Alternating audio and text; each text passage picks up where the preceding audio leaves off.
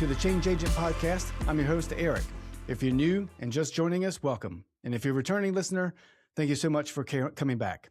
Our guest today is Miss Erin Treacy, leadership consultant and professional coach who founded her own business after decades in the noise until she faced outward and took charge. Today, we'll focus on discussions around the sustainment of oneself and the approach to leadership outside that noise. Erin, thank you so much for taking the time to join me this evening. Thank you so much for having me. I'm looking forward to a fantastic conversation. Yes, I am too. But before I go into all the details about you, could you just do that for us? So I grew up in Appalachia, a competitive athlete, sports girl. A lot of people find it interesting. I was a competitive skier, alpine skier growing up. So I come from that background and had to ski with the boys, had to play soccer with the boys, had to, not a lot of girl sports happening. So you learn a different kind of mentality and just being in those areas, which have helped really to serve me through nonprofit career that I've had. I've owned my own restaurants in the past. And now I'm working to use a lot of those tools and skills to be able to help other people, especially a lot of people who are kind of coming through the first steps of management and growth and finding their way and all of those good things that make us better. Yeah, your early years in the tough environment kind of seemed like, it seems like it just made you for what you're doing now. It really did. My mom's going through boxes right now. And so she pulled something out the other day and it was my first paycheck. So I worked in the family business. And so it's like the actual check she made a copy of. And I was 8 years old and it was $10. And they brought me into the family business for inventory day. And we sat there and counted to get all of the inventory done. So, you learn a very different work ethic at a family business early because it's there all the time. Yeah. And what's your mission now? Like, what are you working on right now? A lot about, I went through burnout in the restaurant industry during COVID and then post-COVID and all the things that happened. I always was raised, you work through it, you put your head down, you keep going, you come out the other side. And so that was a mentality that really had worked for me for a really long time. And I ignored warning signs around me. But most importantly, I ignored the warning signs in my body. And one day at work, I literally broke. I apparently had compressed multiple discs in my very low back, and it had cut off the circulation to my right leg. So when I say my body screamed, and what we looked back probably for about 3 years, and I had ignored it, and it dead stopped me in my tracks. And so it left you in a place to sit and reflect and go back and go, you know what? These are the places where I don't want to call them mistakes because at the time they seemed like a great idea and that was the right choice in the moment for what you knew. But it definitely gave you that pause to sit back and go, these are not the same choices I would make. I see where I thought I was helping myself as a leader, as a business owner, as a parent, as a wife, as a spouse, and go, all of these things actually may have set up my failure. And if I had listened and taken those stops and pauses at those different intervals, I would be in a very different place. But I'm so grateful for the place that I'm in now because I can use that to really talk to a lot of folks who are experiencing burnout, where we experience a lot of overwork and we put that on ourselves. Yeah. Yeah. Others do put it on us, but we put it on ourselves. And that's the part we can manage. Yeah, for sure. And this burnout thing, the signs of that, I'm going to talk about that. I've got a note here to go after it. But, and it's amazing to me just how much, hindsight's always 20/20. But it's amazing to me that these lessons that we look back on and we say, I should have done this, I should have done that. You've got a piece of historical information that you've captured, you learned a lesson, you pass that to other people and they go, oh yeah, I should do that too.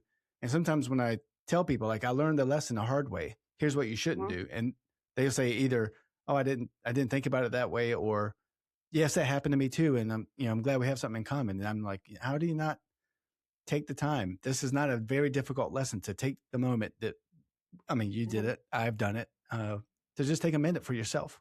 It is something that at 25, at 35, we have that plow through. We just keep plowing through. I want to get up the ladder. I want to get up to this. I want to be in this role. And we have that mentality. And people tell us to stop. People who have been through it start to tell us stop, and you're like, oh, they're crazy. What do they know? I can't stop. And Mm-hmm. it's like, I'm not saying stop. I'm saying take a pause, put everything down for 5 minutes and just assess, am I where I think I am? Mm-hmm. And You know, really self-reflect in that and hold up that mirror. And a lot of times you'll go, I'm not anywhere close to where I thought I was. and the courageous step you had to make to turn around and go Mhm. away from the trade my time for a compensation, Yeah. world to I'm going to do what's best for me kind of world is not an easy thing to do. It's scary for a lot of people. How did you manage to psych yourself up for that and get the courage to build it up? I mean, outside of the necessity. Necessity was part of it. It forced my pause. That was a forced pause Mm-hmm. upon me. But it really let you look around and assess the people around me, the things I was doing, and the priorities. And it really showed me that by taking a pause and the people around me and the business and other areas Erin, what are you doing? You know what? We're going to pause for a second and we're going to figure it out. Mm-hmm. And then they start to realize that it's okay to take that pause. And it gives you confidence. It gives you clarity. It helps you move out the fuzz and to really sit down and every day, like in a 1 minute kind of personal drill to self, what's the priority today? Mm-hmm. Not here's the to-do list. That's a totally separate, we have the to-do list. We got to pay this bill. We got to pay that bill. We got to get the kids to this. We've got to get to this meeting. We've got to get the presentation ready. That's the to-do list of the day or the agenda of your calendar and your planner. What are my priorities? My Mm-hmm. priorities are and you only have 2 or 3 of those, and everything else needs to fit around it or support that. And then you can start to really sit there and say, these are the things I can put down. I Yeah. was telling a friend the other day, I love her, but she's super stressed out and she works in nonprofit work. So, it's 24/7 fundraising. And I said, I love you. And you're telling me you're stressed and overworked and overbalanced and you're in all of these things. I said, but I've seen you at 6 or 7 other events in the past couple of weeks. Did any of them serve you in moving the mission of the work of your nonprofit forward? She says, no, most of them, it was just kind of workshoppy and I did this and then I left. I went, yeah. So maybe those 6 things we can put down. Yeah. And Yeah. and we start to kind of see where those are. Like, you know what? We are busy, but we actually, if we paused, we would realize these things on the calendar aren't serving the priority that I have right now. Mm-hmm. Yeah. You And that, mentioned you mentioned clarity. Sorry to interrupt. Yeah, you mentioned clarity, and we're talking about this thing that seems to really fit on the fence of balance, if that's a thing.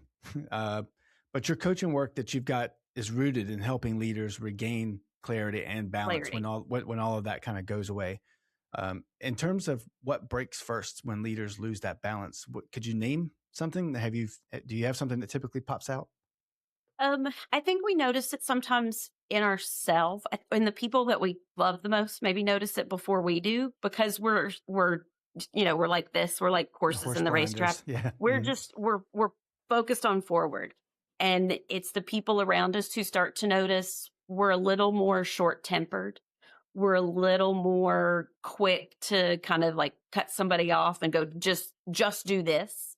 We're a little more frustrated with the people on our team or in our orbit, whether that's, family members, whether that's staff at work, whether that's people even on your team.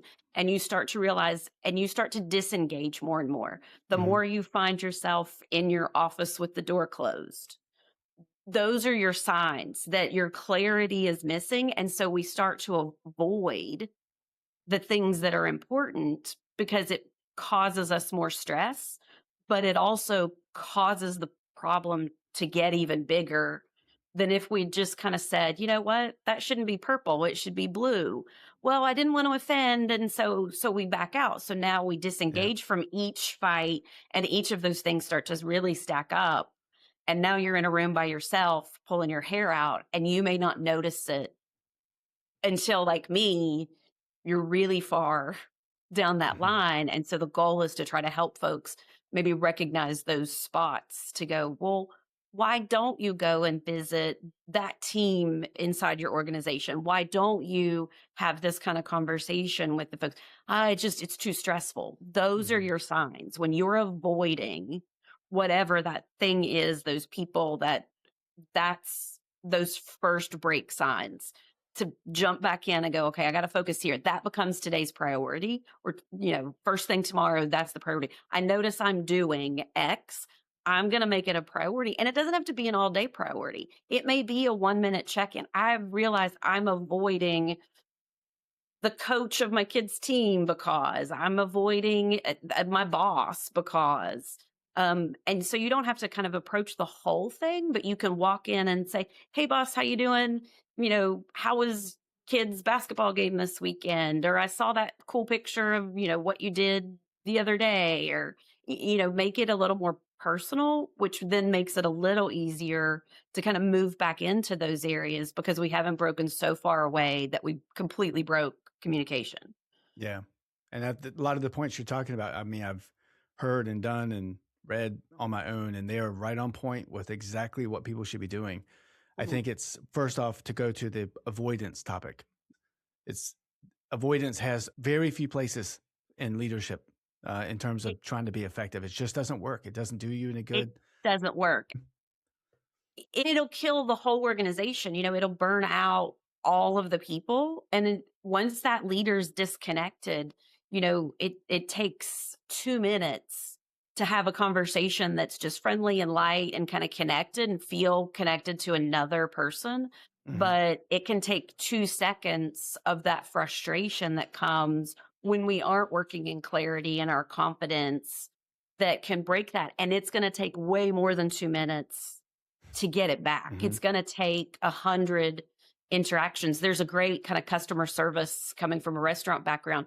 One bad review, somewhere might reach 15 or 20 people, but behind the scenes, that same person has told another 100 people about that bad thing. Well, connection within people at work, whether they're coworkers or customers, are the same thing.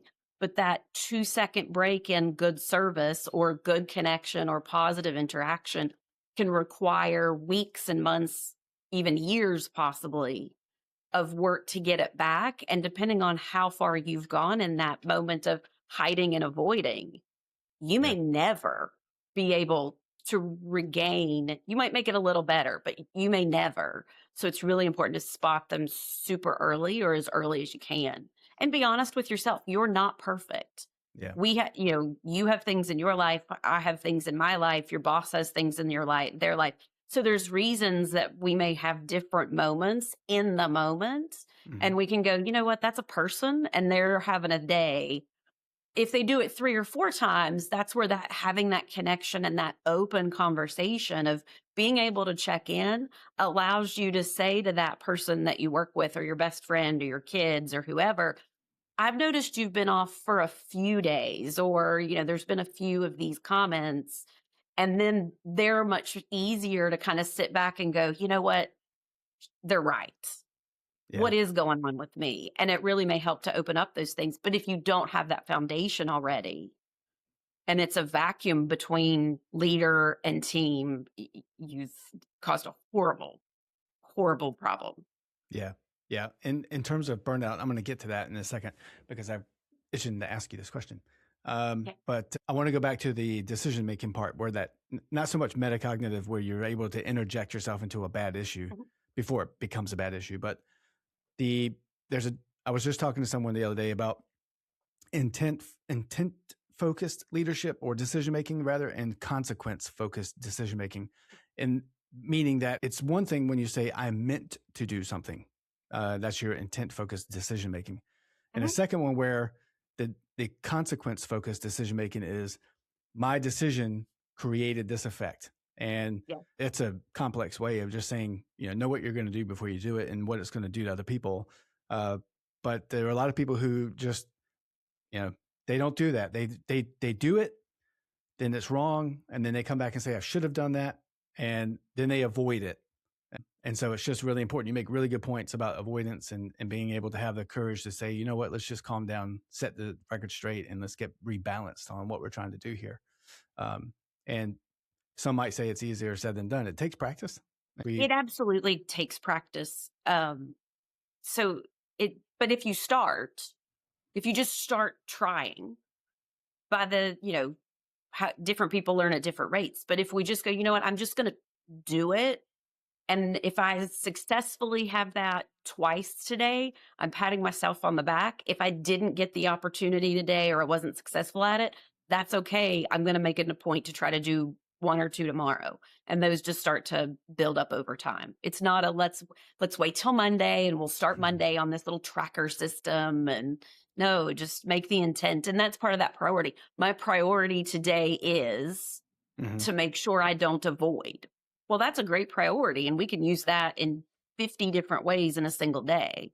So that's part of that priority set to start the day. So you've got a lot of literature on your website. You've got posts on LinkedIn and other places where you've talked about burnout openly as a turning point from, where you're exactly as you just described it. From the chaos. I call it the chaos. The burnout is the chaos. Yeah, you're right. And so there must be warning signs. We talked about those a little bit. Rather than what those signs are, what are some of the easier steps to get started? There's baby steps to get started so that we don't get to that point. I think the baby steps, without kind of trying to change your world, and I think that's probably where people make the mistake. When they get to realization of, I need to make the change, I feel like I'm in the chaos, then it shifts to, now I have to do all of these things and change who I am, right? It's kind of like that New Year's resolution. Everybody's like, I'm going to suddenly buy my gym membership and I'm going to buy that cool planner and I'm going to do the tracker and I'm going to go to the gym and I'm going to eat all this healthy food. And within like days, all of those things are completely gone. So it's one of those, start where you are and be real. You can't be a totally different person tomorrow. So I often look around at like my friends, people who I've worked with for years and kind of respect, those mentors, different people, and say, you know what, this is a quality about Eric that I really appreciate, and the way he approaches this kind of conversation, or whoever those person is, and how can I replicate that in myself? And then start those things small. So going back just to like the New Year's resolution, because it's easy, we talk about, let's be healthy. Healthy, that's the big. Instead of buying the gym membership and the planner and I join this thing and we've spent $300 to turn ourselves around overnight and then wonder why it doesn't happen. Those are setting out who I want to be, not who I want to be tomorrow, but who I want to grow into, and understand its growth. You didn't start at 6 feet tall. You grew to 6 feet tall. The same thing happens in our leadership. The same thing happens through that work from burnout. You aren't going to go from that rock bottom, I am stuck in my bed, I physically by a doctor am not allowed to stand and be in my restaurants because it literally would make, we were trying to avoid surgery. I don't want back surgery in any way, shape, or form. So it's, what are the small habits? Okay, well, I can get up and walk. So it's trying to find ways to stack those habits and like, okay, I need to get up and walk 50 more steps in a day. Well, where are easy places I can do that? Can I get on the phone during a conference call and walk laps even just in my office? The same kind of habit builds here is what, find that thing that's like them. How do I what's that first step? Just like in the health tracker, I want to take 50 more steps today. So while I'm brushing my teeth this morning, I'm going to do a lap around the bathroom or a lap around the second floor of the house. And then what's nice about that too, especially if we start in the morning, make it something you can put into your regular part of your day. Because again, if we're in chaos, I can't add more to my calendar. Nothing else. I'm in chaos. Like, it doesn't work. If I'm already completely off track before I got out of bed because I've already got 10 phone calls from employees, I've already got this to-do list of all the things today, nothing else fits in the calendar. So I have to find ways to put that in myself. So like one of the things I did once I was kind of in that out of the bed, can actually move around, every time I parked the car, everything got turned off. I put the phone down, the car, your phone's not in your hand. You've been driving the car. It was put the phone down, take a couple of quick breaths, even just to go, okay, this is what I'm here to do for your agenda. The car's in park. Nobody's really watching you. You're by yourself. And it just lets you clear your brain a little bit, find that clarity for the conversation I'm about to have of wherever it is you are in your day, and go, okay, this I can do. And that pause for 30 seconds with the car in park, all of the tools and the gadgets and the bells and the whistles turned off. Yep. Lets you have those different spaces through your day that are manageable. And then at the end of the day, you're like, you know what? I got through each kind of step. So you find those things and you find where you can fit the smallest elements of just putting the noise somewhere else. Most people would malfunction if they put their phone down for an extended period of time. I have gotten to the point, you'll notice I have no watches. All of the watches are gone, because one of the things I really noticed for me, and to be able to engage with my employees, I mean, we've heard for years, people are like, don't have a meeting with the phone right in front of you. Right. Well, it didn't used to be a thing because phones were hardwired, so it wasn't a thing. And then it was, don't have it on the desk, because then as it buzzes, well, the new one is the watch. And so you realize you're in meetings and you're constantly, and it's the Facebook notification and the Instagram notification. It's not any message that needs right now attention. What needs right now is the person that's across from you, who you're having that conversation with. And that watch is going to destroy that conversation, that trust, and that connection, which builds your clarity, right? Like if you don't have one, you can't get to the next. Clarity is not coming if we don't connect with our people. And the stupid thing on our wrist that really does not move anything forward for us. It doesn't help our clarity. It doesn't help our mental health. It doesn't help us in our relationships. It doesn't do any of those things. It's actually getting in the way. Yeah, and absolutely. So by removing it, we've helped. And for some people, they're like, but no. And like, why don't you try it for an hour and tell me if what you missed in that hour was worth like it needed right now. Did it really need right now? This person has to have a text response or an email response or a whatever response. 99% of the time, they can wait an hour. It'll be fine. Yeah. I did a test about a month ago, right before Christmas, when I got to the car park and I was getting ready to go inside the building. I took my phone, I put it in the center console, and I took my watch off, which I had. Right now I'm wearing like a regular watch, but normally I would wear a smart watch like you do. And then I put that in the cup holder, and I went into the office, and I didn't come back out for 4, 5, 6 hours. And I'd come back to the car the whole way, which is about 100 yards from the door to the car. My mind was just like, what did I miss? What did I miss? And then I got to the car and I got on my phone and I realized I didn't miss anything, but there was nothing important. And you're right. When you're in a meeting and someone sits down and they pop a phone down on the table,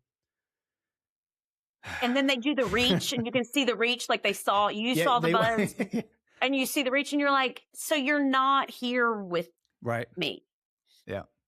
And it takes both of you out, or all three of you, or however many people. And it really does. And I think that's one of the hardest things when I talk to people who are in burnout and Erin, how to stop. And I'm like, look, I'm going to be real honest. I need you to stop, take the watch off, put the phone down for an hour. Go on a walk around your block. Like, I don't care. Start at 5 minutes if that's what's necessary. And they just look at me like I'm crazy. And it probably takes 15 times explaining it. And then they finally try it. And it's that same realization. You know what? I didn't miss anything that I couldn't respond to 3 hours from now. Yeah. Yeah. It's crazy. You're competing not only with their issue and trying to make them better people, but you're also competing with this technology that's great, but it's also just such an impedance on what we're trying to get done in those times. And that lines up really well with this topic of emotional intelligence. You've talked a bit about that, and it's central to the development of where we go, where how leaders develop, and what we, how we're successful, because there's a common ingredient for that. Where do leaders, in your opinion, most commonly misunderstand, or how do they misuse emotional intelligence? Because not everybody knows what that means. So if you could just kind of unwrap that for me a little bit, it'd be great. So I think for folks that are our age group, Gen Z and boomers, or Gen X, I'm sorry, and boomers, we're going to call it soft skills. It was always soft skills. That's, soft skills. You need the soft skills. We're not going to teach you any of the soft skills. You have to figure those out. But we want you to have them on all of these things. And now that transition is emotional intelligence. So, whether you're a millennial or Gen Z or a, Gen X like us and some boomers, just so we've all are, soft skills and emotional intelligence are the exact same thing. And part of the problem with calling them soft skills is it's like, oh, that's an option. You might get those. We don't really teach it. It's optional. It's the fluffy, feely stuff. And so people kind of ignore them because, again, you kind of go back to that mentality of, you got to work hard and you got to succeed and you got to be the CEO one day and you got to be in charge of all the stuff and you got to power through. And so we kind of leave those out in the cold.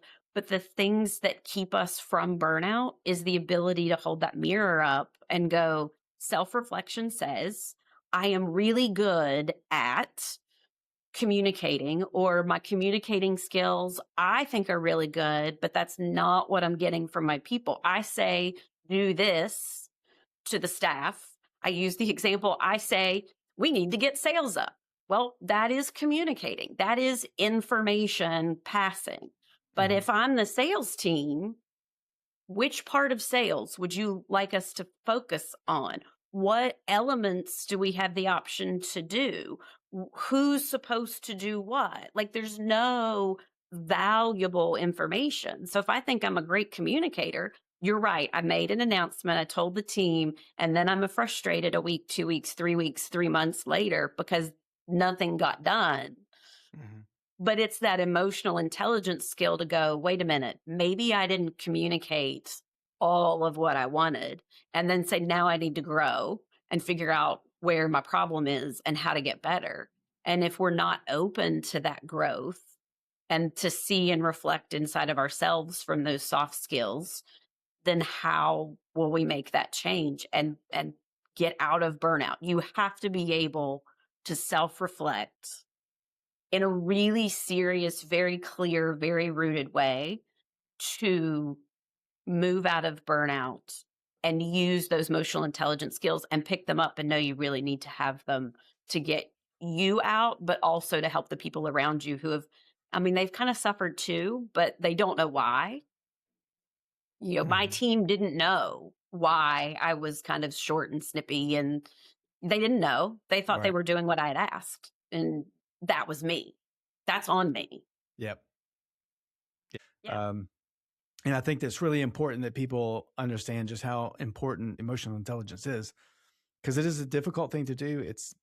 But it's not rocket science. And I think if you just have a bit of empathy, you can really, really be successful at that. And it saves so much trouble in the end. And so many people equate empathy to weakness. Yeah. And I think empathy is very equatable to accountability. Yeah. Like we have to change that framework. Like having empathy and recognizing great emotional intelligence, he recognized something was wrong with you today. So we say, yay, emotional intelligence. But his response was not great emotional intelligence because he didn't regulate himself, because empathy and feeling bad that you're having a crappy day wasn't the option, right? It's like, well, no, I can kind of hold him accountable, but also hold me accountable. If I kind of go, hey, you're kind of in a mood today. How's it going? Instead of going, that makes you weak, so I'm going to jump on you about it. Yep. And I think that's common in the military in some cases. Well, in a war zone, I'm guessing the emotional intelligence stress level also plays a huge part of some of that. Yeah, definitely the environment didn't help, but not at all. It's it made us stronger for it.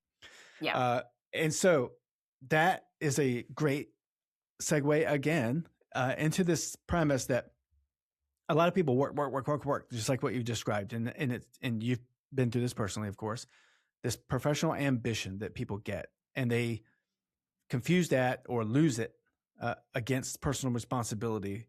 And they don't know how to balance those two things.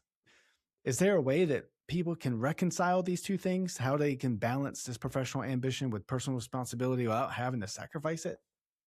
I don't think there's ever, I don't want to call it a sacrifice, because I think choosing between these things is what makes us better, and knowing what our priority is. And so, we set that daily priority, but we also kind of have to figure out where in our life different priorities. When I went to college, and, going as a journalism major, I'm going to be the next Katie Couric. It's the 90s. That's what we were doing. And then I got into the TV business, and I became a single mom of 2 kids, trying to work in television, which can be some crazy hours sometimes, can cause really fundamentally nuts schedules. So the choices really were, I can keep working, I can be in television, but if I want to be this kind of parent, I'm there with my kids as a parent, not in a helicopter parent, but I'm involved in my kid's life. I want that lines of communication with them. That's my priority, that I didn't even think about at 18 as a priority. I'm going to be Katie Couric, right? Never dawned on me of to what those responsibilities would be with a 10-year-old and a 6-year-old as a single parent. So it wasn't a sacrifice to say, I cannot work this schedule. I need to move to something that I can still be successful and use all of these skills that I had built up to that point in a different way. So I didn't stay in television, but that's not a sacrifice from where I sit. That's, life has happened. I'm a human, and my priorities have changed. And making that choice is a valid choice. We all go through life. It happens. Things happen in our lives that we have never planned for. So I hate to call it sacrifice, because in no way, shape, or form do I think leaving television sacrificed something. What I wanted for my life wasn't the same at 30 as it was at 18, but it's not supposed to be. And so being able to take those pauses and really clarify for yourself, who do I want to be? What's the most important? Most important thing is to be a parent to my kids. And to do that, I have to not be in this industry. And then you start to reshape the new plan. People laugh all the time. They're like, Erin, I don't know how you went from television of 15, 16 years to owning restaurants for a decade. Those are not the same skill sets. I would argue you would be surprised how closely related they are. But you use a lot of the same skill sets. Doing coaching and being able to do podcasts and things like this with you, it uses a lot of those skills, but it's also all of those other skills I've been able to pick up, not because I sacrificed, but because I prioritized. Yeah. Yeah. And that's how I got here. And so that's how we have to look at it. It's not a sacrifice to choose which part of our life is the most important, and then replan and reimagine how that life can look. And honestly, coaching now, it's one of the best things I've ever done. I've never been happier. I've never had less stress. I still a single person business, but it's manageable, and it makes me happy, which fulfills me, which then lets everything else kind of flow from that. And that's because I made a priority, not a sacrifice. Yeah, totally agree with you on that one. There's been tons of times where things didn't quite go the way I thought they were going to go, and eventually I learned later on, within the last 10 years, probably, that I just need to chill out and I'll get there when I get there. I don't know what I'm going to be when I grow up, but, whatever that is, it'll be fun. I'm sure of it. It's good, but think how many different versions of your life that you've had, and the great things that have come from all of those things. And that's what we have to kind of celebrate instead of regret. Yeah. Yeah. I think, it is what it is, but it's a really good conversation that we've had so far. And, I hope that people that are listening really get a lot out of it. I'm sure they will. Otherwise we wouldn't have you on the show. We look for the experts, and it's been really, really good talking to you. Is there any parting tips you want to give us as we get ready to close it out? Oh, what parting tips? So I'll use this one. I had an old ski coach. Love this coach. He was amazing. And he would always make the joke when we were at practice. When I was 10 years old, part of the rule was you weren't allowed to ride the chairlift during practice. I was 10. You walked. That's tough. And then the rule was if you made it down the race hill, like for practice, if you make it down the race hill perfectly, you can get to the chairlift. And then he'd laugh and he'd say, but what's the rule? Practice only makes perfect if you practice perfectly, if I can get that out. So you're not perfect. Practice only makes perfect if you practice perfectly. And if you're not perfect, which none of us are, which goes back into that start today. If it doesn't work today, do it again tomorrow. Because until we just do, there's no such thing as practicing perfectly. Yeah. Thank you so much, Erin, for joining me on the show. I do appreciate all the advice you gave us. I hope we can get you back on. We got many more things I can think of to talk about. But until then, thanks so much for coming, and we'll be talking to you shortly. Okay, sounds good. Thanks, guys.